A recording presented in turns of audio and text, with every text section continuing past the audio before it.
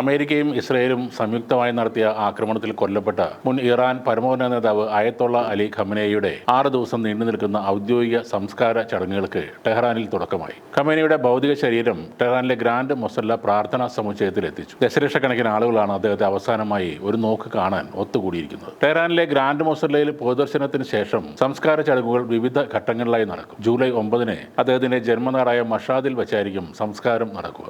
July 4 മുതൽ 6 വരെ ടെഹ്റാനിൽ grand മൊസല്ലയിൽ പൊതുദർശനത്തിന് വെക്കും. പിന്നീട് തലസ്ഥാന നഗരിയിൽ വിലാപ യാത്ര നടക്കും. ജൂലൈ 7 വിശുദ്ധ നഗരമായ ഖോമിൽ ചടങ്ങുകൾ നടത്തും. ജൂലൈ 8 ഇറാഖിലെ നജാഫ്, കർബല നഗരങ്ങളിൽ മതപരമായ അനുസ്മരണ ചടങ്ങുകൾ നടക്കും. ഷിയ മുസ്ലിങ്ങൾ പുണ്യസ്ഥലങ്ങളായി കരുതുന്ന ഇറാഖിലെ 2 നഗരങ്ങളാണ് നജഫ്, കർബല എന്നിവ. ജൂലൈ 9 അദ്ദേഹത്തിന്റെ ജന്മനാടായ മഷാദിൽ മൃതദേഹം സംസ്കരിക്കും. ഖമനേയിയുടെ ശവപ്പെട്ടിയിൽ മഷാദിന്റെ ഇമാം റസ ദേവാലയത്തിൽ നിന്നുള്ള ചുവന്ന പതാക പുതപ്പിച്ചിട്ടുണ്ട്. ഇത് രക്തസാക്ഷിത്വത്തെയും പ്രതിരോധത്തെയുമാണ് സൂചിപ്പിക്കുന്നത്. ലോകമെമ്പാടുമുള്ള 100ലധികം രാജ്യങ്ങളിൽ നിന്നുള്ള പ്രതിനിധികളും മതനേതാക്കളും സംസ്കാര ചടങ്ങുകളിൽ പങ്കെടുക്കാനായി എത്തുന്നുണ്ട്. ഇന്ത്യയെ പ്രതിനിധീകരിച്ച് വിദേശകാര്യ സഹമന്ത്രി Pavitra Margherita, Bihar governor retired lieutenant general Syed Ata Hasnain എന്നിവർ പങ്കെടുക്കുന്നുണ്ട്. പാകിസ്ഥാന്റെ ആഭ്യന്തരമന്ത്രി മൊഹ്സിൻ നഖ്വിയും ഈ ചടങ്ങുകളിൽ പങ്കെടുക്കും. സംസ്കാര ചടങ്ങുകൾ നടക്കുന്ന സാഹചര്യത്തിൽ അമേരിക്കയും ഇറാനും തമ്മിലുള്ള പരോക്ഷ നയതന്ത്ര ചർച്ചകൾ താൽക്കാലികമായി നിർത്തിവച്ചിരിക്കുകയാണ്. ദശലക്ഷക്കണക്കിന് ആളുകൾ ഒത്തുകൂടുന്നതിനാൽ ഇറാനിൽ ഉടനീളം അതീവ സുരക്ഷയാണ് ഒരുക്കിയിരിക്കുന്നത്. പോലീസ്, റവല്യൂഷണറി ഗാർഡ് യൂണിറ്റുകൾ,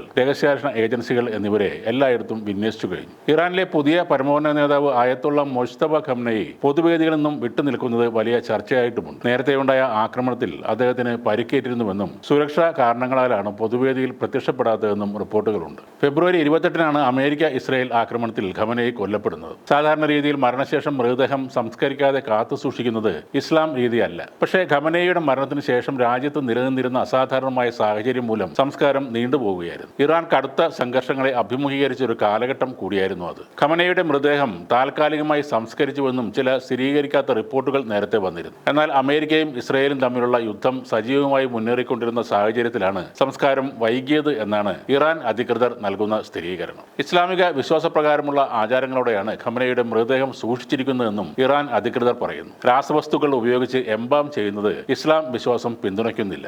അദ്ദേഹത്തിന്റെ ശരീരം എംബാം ചെയ്തിട്ടില്ല. പകരം റെഫ്രിജറേറ്റ് ചെയ്ത് സൂക്ഷിച്ചിരിക്കുകയാണെന്ന് ഡോക്ടർ മുഹമ്മദ് ഒമർ പറയുന്നു. ഇപ്പോൾ ഖമനേയിയുടെ സംസ്കാര ചടങ്ങ് രാജ്യത്തിന്റെ ഒത്തൊരുമയെ പ്രകടമാക്കുന്നതിനുള്ള അവസരം കൂടിയായിട്ടാണ് ഇറാൻ സർക്കാർ കാണുന്നത്. ശനിയാഴ്ച ദശലക്ഷക്കണക്കിന് പേർ ഒത്തുകൂടുമെന്നാണ് പ്രതീക്ഷ.